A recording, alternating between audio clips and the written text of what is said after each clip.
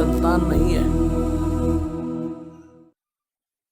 तो अब इस परमात्मा के ज्ञान के आधार से वो बहुत ही खुशकिस्मत व्यक्ति है जिनका संतान नहीं है। पुण्यात्माओं, आज तक जो भगत और समाज का जो विरोध रहा उसका यही कारण रहा है कि समाज की परंपराएं समाज के क्षेत्र की हैं और भक्तों की भक्ति का जो मार्ग है, भक्ति की जो परंपराएं हैं, वो समाज के बिल्कुल विपरीत होती हैं,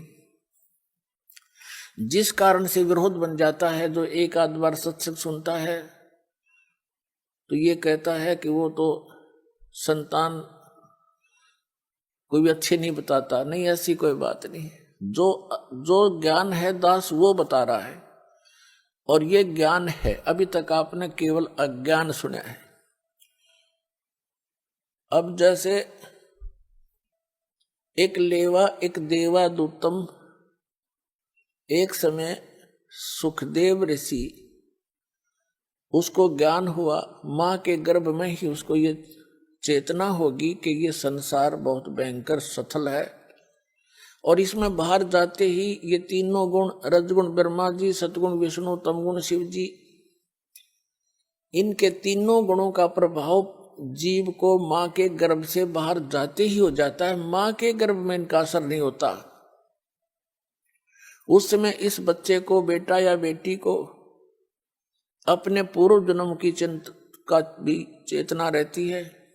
आगे उसके प्रारब्ध में के कष्ट आने उसको वो भी याद रहते हैं, और बार बार यही रटना लगाता है कि हे भगवान, आपके ज्ञान को आधार बनाऊंगा,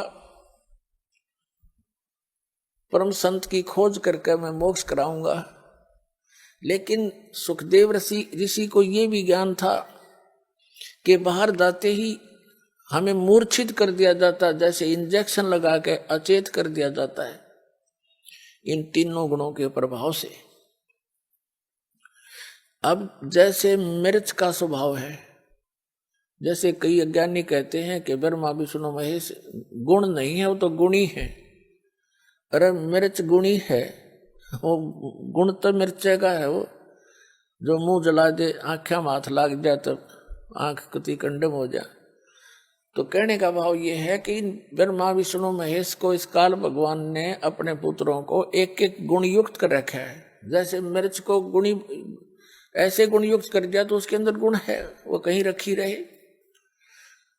इन तीनों भगवान अपने अपने राजधानियों में रहते हैं, ऊपर के लोक हैं इनके अलग अलग, और वहां से उनसे निकल रही ये रेज, किरणें, ये तरंगे तीनों गुणों की, ये हमें प्रभावित करते हैं। अंदर सब चेतना होती है। मां के गर्भ से बाहर आते ही एकदम बच्चा अचेत हो जाता है, यानी उसको वो याद नहीं रहता तेरे तू कहाँ था, कौन था। सुखदेव ऋषि ने बाहर नहीं, सुखदेव ऋषि मां के गर्भ से 12 वर्ष बाहर नहीं आया। ब्रह्मा विष्णु महेश ने तीनों ने आके कहा, सुखदेव तू बाहर आ जा, और ये मर्यादा भंग मत कर हमारी। 9 महीने के अंदर मां दुखी हो लेती है गर्भ में, गर्भ के पीरियड में, और तुम 12 वर्ष हो गए, या मर्यादा मत बिगाड़े। तब सुखदेव ऋषि ने कहा, भगवान बाहर आते ही आपके तीनों गुण हमें अचेत कर देते हैं, हम भूल जाते हैं उद्देश्य को। आप जी अपने इस त्रिगुणमयी माया को कुछ समय के लिए रोक लो, तब मैं बाहर आऊं। तब उन्होंने कहा, भाई ये तो जबरदस्त प्रेशर है, अधिक समय तक हम रोक नहीं सकते। फ्रिक्शन ऑफ सेकंड, यानी पल के भी कुछ हिस्से तक हम इसका इतनी देर रोक सकते हैं। सुखदेव ऋषि ने कहा, तुम इतनी देर रोक दो। कहते हैं इतनी देर उन्होंने माया रोकी थी, इतनी देर में मां के गर्भ से बाहर आ गया, वो चले गए। अब सुखदेव ऋषि अपनी और नाल को कमर पे रख के चल पड़ा, कंधे पे। व्यास जी, ऋषि व्यास की पत्नी से उसका जन्म हुआ, तो व्यास जी ने कहा, बेटा दर्शन दे, अरे सूरत तो दिखा दे। अपुत्र मोह के अंदर वो बहुत व्याकुल था और कहा, तेरा मैंने 12 वर्ष इंतजार किया, पुत्र के दर्शन करूंगा, तो बात तो सुन ले मेरी। तब सुखदेव ऋषि ने कहा था कि एक लेवा एक देवा दूतम और कोई किसी का पिता नहीं पूतम।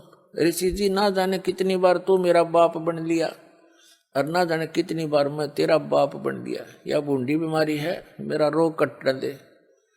ऐसे मुड़ के नहीं देख रहा, चलता चलता बातें कर रहा है। एक लेवा एक देवा दूतम और कोई किसी का पिता नहीं पूतम। ये ऋण संबंध जुड़ा एक ठाठा, अंत में सब 12 बाटा।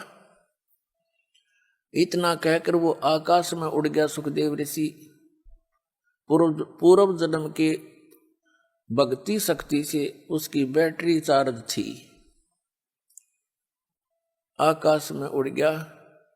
व्यास जी खड़ा खड़ा देखता रह गया। तो पुण्यात्माओं, यहां आपस में जो आप जैसे कोई रिश्तेदारी से जुड़े हो, पिता पुत्र बनकर जुड़े हो, पुत्री बेटी पत्नी बनकर जुड़े हो, ये आपका ऋण संबंध है, पिछला संस्कार है। कोई लेने आ रहा है अपने कर्जा, कोई देने आ रहा है। एक लड़का इतना लायक है, अपनी कमाई करता है, मजदूरी मेहनत जो भी करता है, और पिताजी शराब पीता है, तो वो पिता उस बालक से पिछले जन्म का कोई ऋण ले रहा है। एक ऐसा पिता है, सारी उम्र माया जोड़ता है और पुत्र उसका फिर सिर फोड़ता है और शराब पीता है, गाड़ी खरीदने की जिद कर लेता है, यानी उसका नाश करा कर छोड़ है। तो कहने का भाव ये है, एक लेवा एक देवा दूतम, कोई किसी का पिता नहीं पूतम। ऋण संबंध जुड़ा एक ठाठा, अंत में सब 12 बाटा।